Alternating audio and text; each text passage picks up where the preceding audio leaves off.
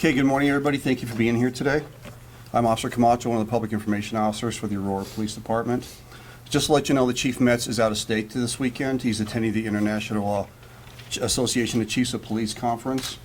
So while he's not here today, he has been deeply involved in the planning and preparation for today's event. We want to let you know that today is to provide updates for the death investigation involving Elijah McClain, which occurred on August 24th of 2019. The officer-involved shooting involving Andrew Huff, which occurred on October 10th of 2019, and the officer-involved shooting at 9121 East 14th Avenue, which occurred October 20th of 2019.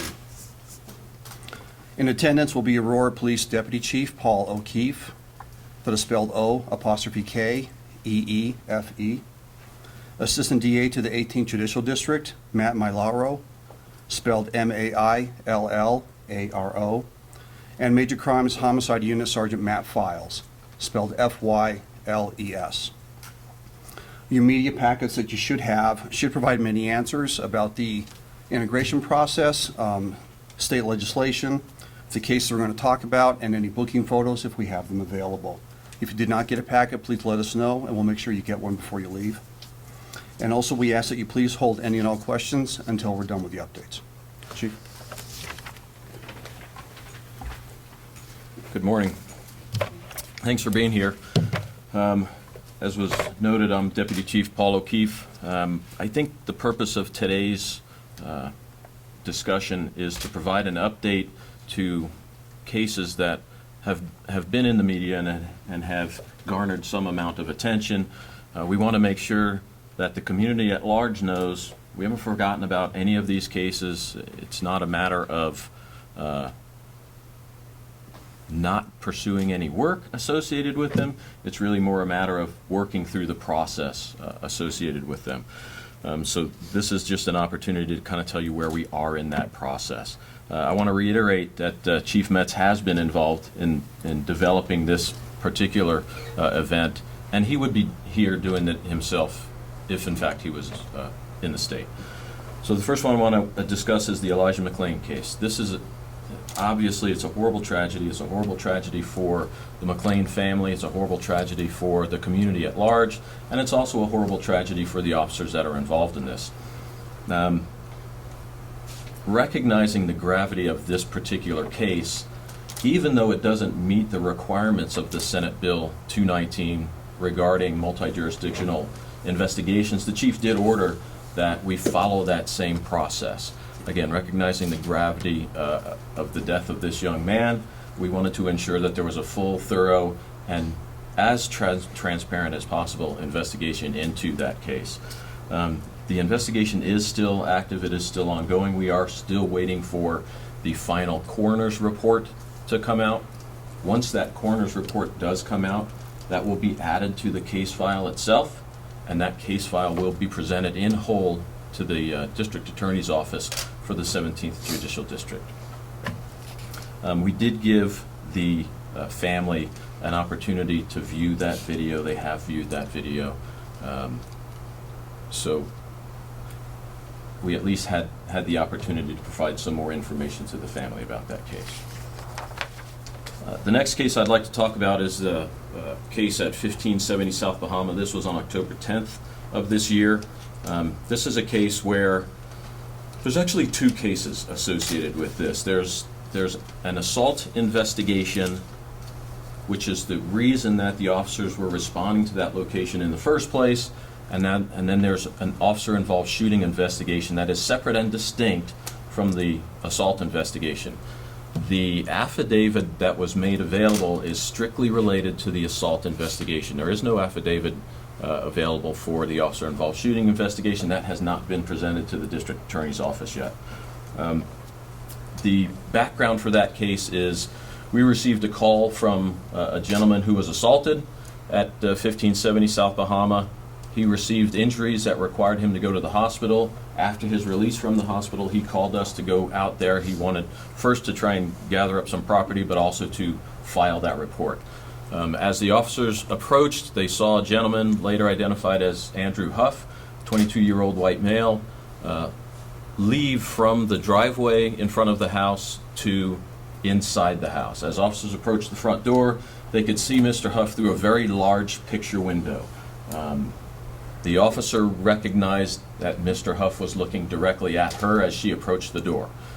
Mr. Huff disappeared for some period of time and then returned carrying what appeared to be some sort of long gun, moving towards the front door. At that time, an officer who had taken up a separate position to watch inside the window observed that threat moving towards the front door, and our officer who was getting ready to knock on the front door ordered Mr. Huff to drop the firearm and then fired inside the residence.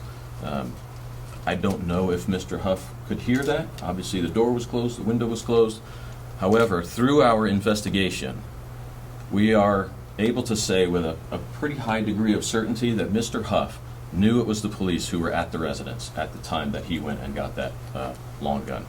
The details of that will come out as far as when the investigation is completed through the district attorney's office, but there is no doubt in my mind that Mr. Huff knew it was the police that were there and went and grabbed that firearm anyway.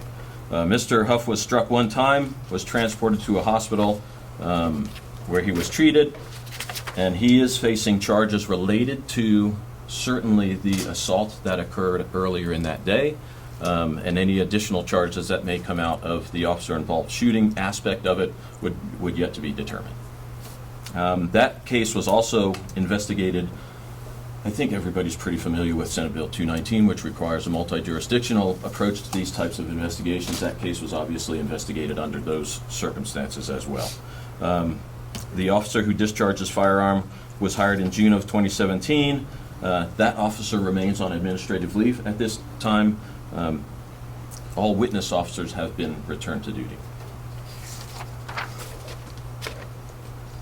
And the last case that I would like to discuss would be the one from October 20th at 9121 East 14th Avenue. Officers responded to that location on a disturbance call. Also, prior to their arrival, we had received a communication from the Denver Police Department that their shot spotter system had detected some sort of gunfire somewhere close to that area. As officers are arriving on scene, they could hear kind of the disturbance going on in the backside of that building. Officers went around to the backside of the building. As at least two people are running away from the building, an officer observes a gentleman with what appears to be a firearm of some sort. He does order that person to drop the weapon. Again, this happens very, very quickly. That officer does discharge his firearm.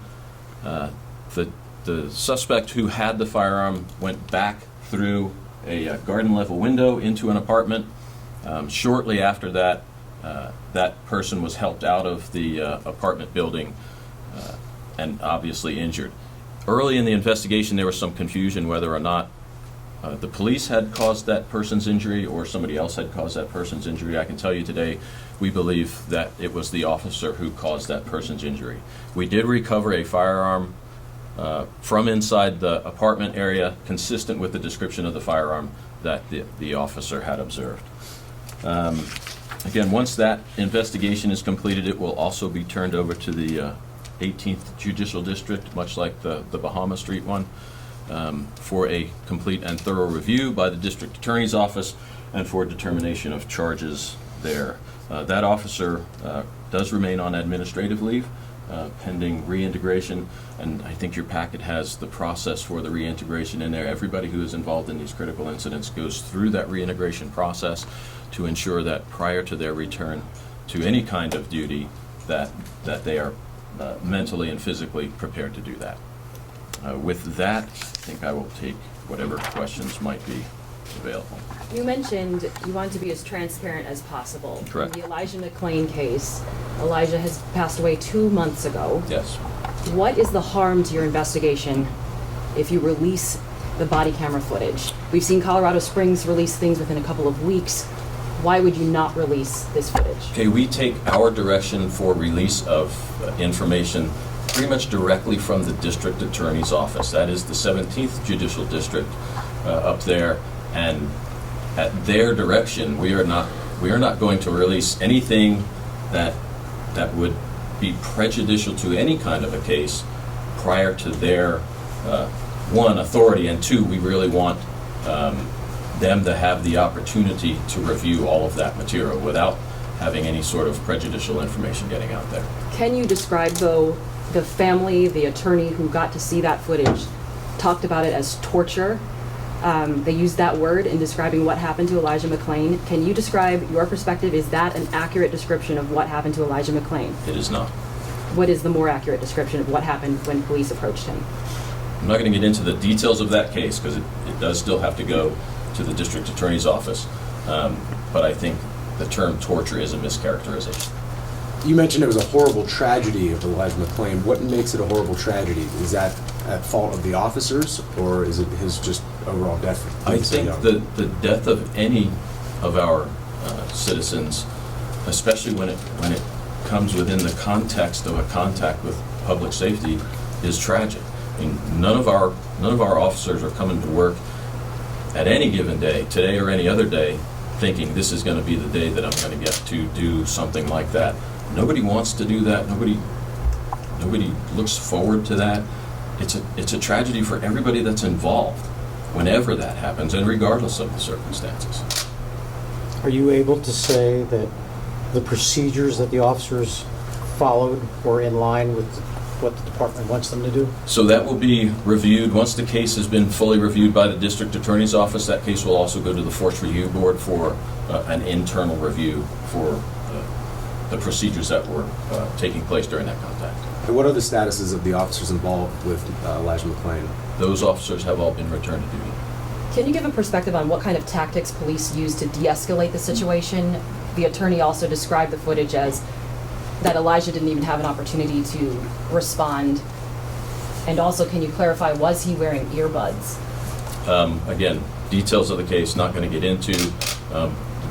When it is appropriate to do so, that video will be released, but I'm not going to put out information that hasn't already been put out, again, at the direction of the district attorney's office. In the case involving Mr. Huff, you said that very certain that he knew it was Aurora Police Yes. that was on his lawn. How do you know that?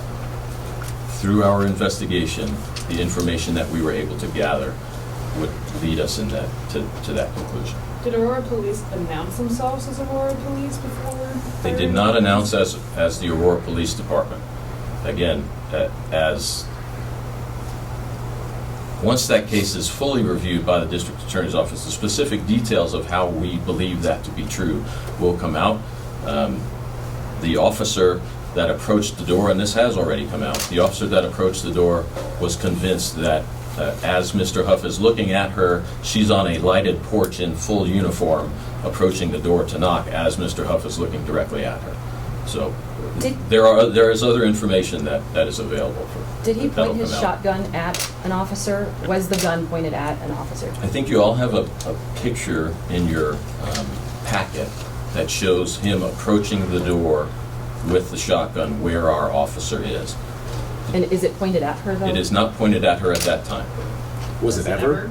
I don't know. Reviewing these 3 cases, all of which have happened in the last 2 months, is it a spate of bad luck, or is it a time to review maybe the use of force policies out there? I think what this is reflective of is a general sense that officers have more time than they actually have to make what are life and death decisions in a matter of moments. In each of these cases, all of them different, it will come to light as soon as, especially when body cam video gets out, that the amount of time that our folks, and anybody's law enforcement folks have is tiny compared to the opportunity to review it later on in the comfort of an office somewhere. It is our hope that our officers never have to use force. Unfortunately, that's not always the case. Is there a concern that Aurora Police are losing the trust of the people, and which could be a reason why we're having this conference today? Well, I think that it's always a concern that we might lose the trust of the community. We have for many years, I think, had a very, very good relationship with our community. We want to continue to have a very, very good relationship with our community. And this really is kind of an opportunity to let everyone know, we haven't forgotten any of these folks. Every one of these cases is very important to everyone here. But we also have to ensure that the investigations that we present to the district attorney's office are complete, they're thorough, they're unbiased, and that we're not leaving information out that needs to be within those reports. Question about the body cameras. In the Elijah McClain case, the people who watched the video said 3 of the officers' body cameras were dislodged. I talked to the company that manufactures those. They said it's uncommon for that to happen. So I wondered, how concerned are you that that happened with your officers, and have you filed a complaint with the company, or are you investigating how those became dislodged? I would tell you it is not uncommon for it to happen.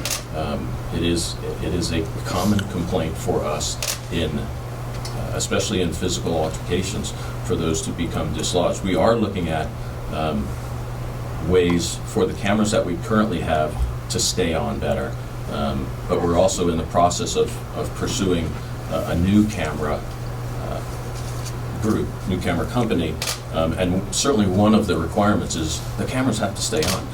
It doesn't help us when it looks like something that it's not. And in that case, the cameras fell off during the altercation. We want them to stay on, and it would be helpful for us if they stay on. So. 2 more questions, please. Can you confirm that ketamine was used on Elijah McClain at this point? I think that's already been released, so. I don't know about police. I'm sorry? I don't think that the department has clarified that. That'd be an Aurora fire question, not the police. Yeah, there you go. Thank you. And of all 3 of these incidents, what were the experience levels of each of these officers? It really kind of varies. I mean, are we talking a year or 2, or We're 10 talking years? a year or 2 in some cases, and several years from lateral officers in other cases. So there was a wide variety of experience. Is the guy from the 14th Avenue shooting, is he still alive? He is. He is expected to survive. Can we expect to see body camera footage soon? Those cases have not been presented to the district attorney's office, so we would obviously be having those conversations in concert with the district attorney's office. Just curious, how is it that you're able to release a photograph, a screen grab from a body cam, but not the rest of the body cam? Past our 2 questions, Ms. Gleehoff, thank you. But if you'd like to answer, please do, because this is a public... At this point, thank you very much, everybody, for being here. We are going to post a link later on to our blog for the YouTube channel of this conference if you want to review it later on. If you have further questions, please feel free to send us emails, and we'll answer them as best we can. Okay? Thank you very much.